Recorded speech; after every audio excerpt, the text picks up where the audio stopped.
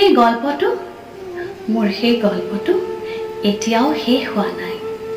শুনা, পাহাৰখনে কৈছিলোঁ আগতে ভাল পাইছিল মেঘক, আৰু কিদৰে মেঘে শুকান লঠঙা পাহাৰখনক কৰি তুলিছিল ২৬ বছৰীয়া যুৱক।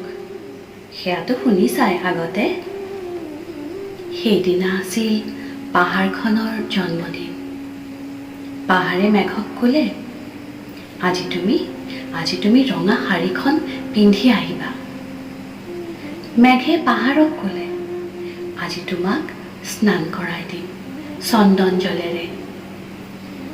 ভাল পালে নাৰীবোৰ হৈ পৰে কোমল নদী, পুৰুষবোৰ জ্বলন্ত কাঠ।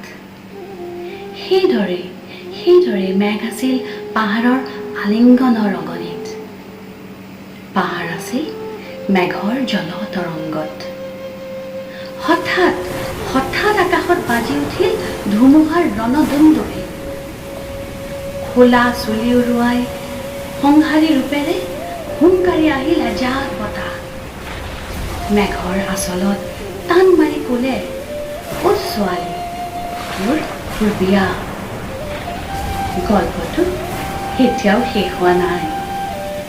বজ্ৰৰ সতে মেঘৰ বিয়া হৈ গ'ল ঠিকেই, কিন্তু তাই তাৰ পাহাৰক পাহৰিব পৰা নাই কোনোদিনো। বিশ্বাস হোৱা নাই যদি বিচাৰি চাব পাৰা পাহাৰখনৰ বুকুৰ কামিহাৰ।